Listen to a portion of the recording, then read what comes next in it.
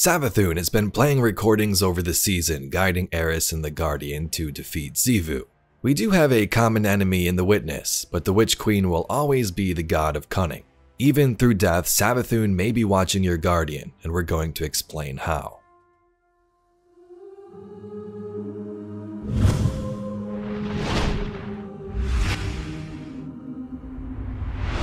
We first begin with Savathun's throne world. We know how throne worlds are created. Powerful beings like Ascendant Hive gather enough power and then craft them using their own minds.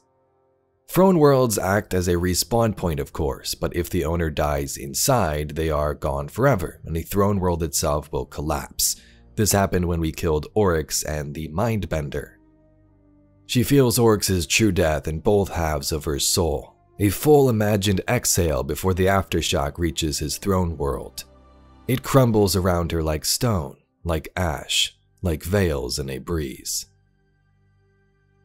In some cases, throne worlds can still exist, like Crota's we believe, but we know Savathun's is still there because we can visit it.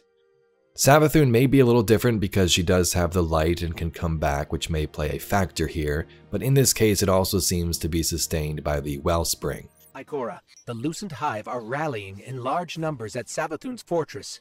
Something's up. We've been monitoring their activity in that area. It appears they're after a significant source of light within. Sorry to intrude, but I believe you're referring to Savathun's wellspring, her main source of light distribution across the throne world? So they're not after it.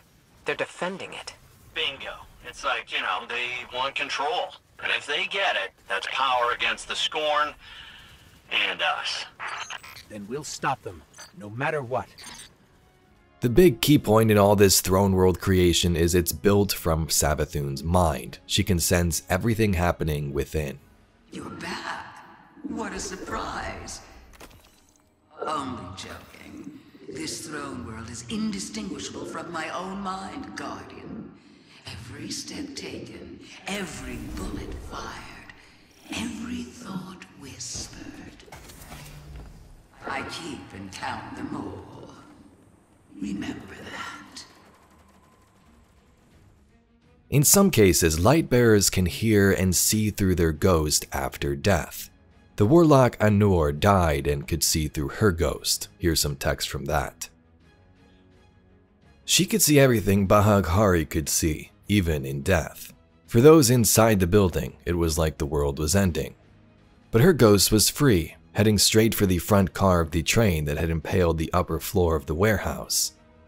A pair of injured shadows, the only survivors, were right behind her as she came up to Anur's slumped body, her eye blazing with light. Anur emerged from a radiant column and ducked under the bleeding shadow's haymaker, slamming a blazing palm into his gut. She burned straight through him and rolled forward on the momentum, under a thundering shot from the second shadow's hand cannon. So Bahaghari, Anur's ghost, was in this train car, going up to resurrect her body, and Anur saw this through the ghost. This isn't the only example though. Finch from the Witch Queen campaign also heard his Hive Lightbearer Ken speak to him after death. Finch refused to revive him anymore.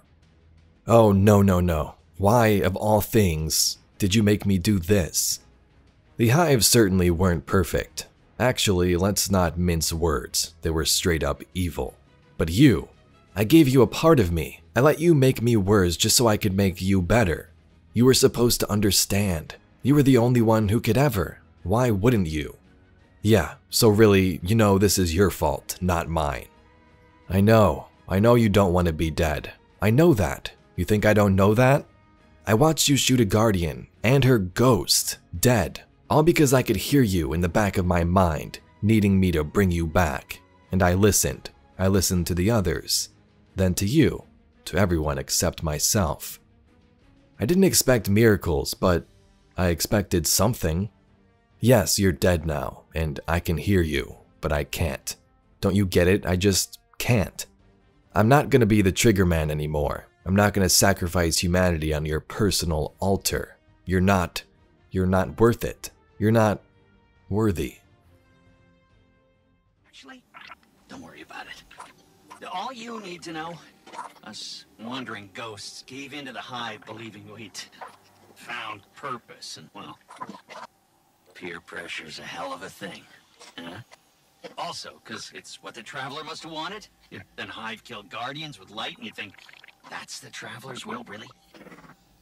I'll tell you what, I don't buy it. Not anymore. The Witch Queen's up to something, and, maybe together we get to the bottom of it, huh? So that card continues, but as Finch told us at the beginning of the Witch Queen campaign, he didn't want to resurrect Ken, which we see nearby to him, and he can still hear this Hive Lightbearer speak to him even after death.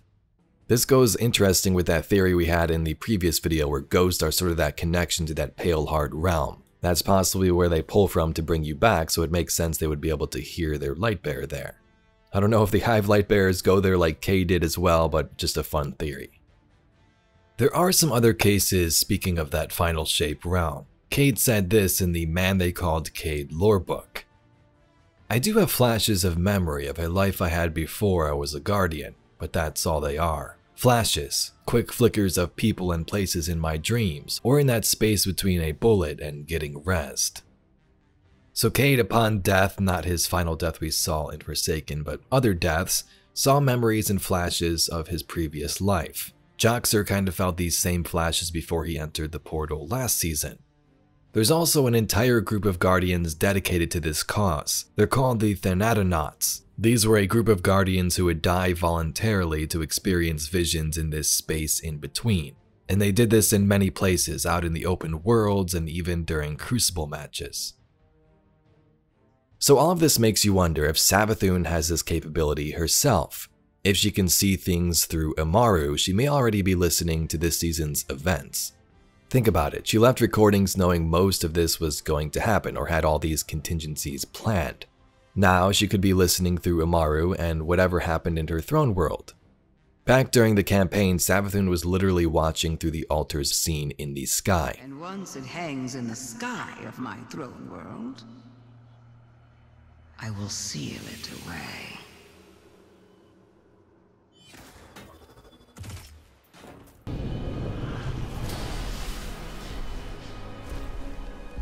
Incredible that I could forget something like that, isn't it? Such a storied life, erased. I'm so grateful to you for reminding me, for telling my story. So in this current story, Amaru doesn't even want to revive Savathun, and we may not even need her to learn how to enter this portal ourselves. But if she does return, she may be caught up in all this information already. In the helm this season, we see three eyes in the distance once more, like the altars of reflection. These three eyes, of course, resemble the Hive. Some say this could be Eris, which may be true. Eris may have a throne world, she's talked about it in recent lore, but she won't know unless she dies, which she doesn't intend to do according to that card. Others suggest this may be Savathun watching once more. She's dead, so you may ask, how? Then again, this location in the helm, the Athenium, is located inside Savathun's throne world.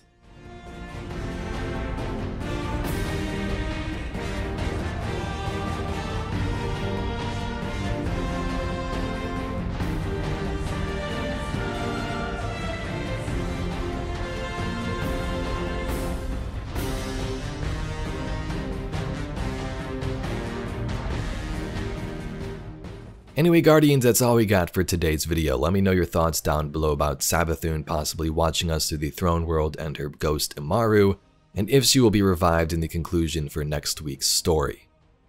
If you'd like to see some more Destiny lore and mysteries just like this video, please be sure to subscribe to the channel. I thank you very much for watching, and I'll catch you all in the next video.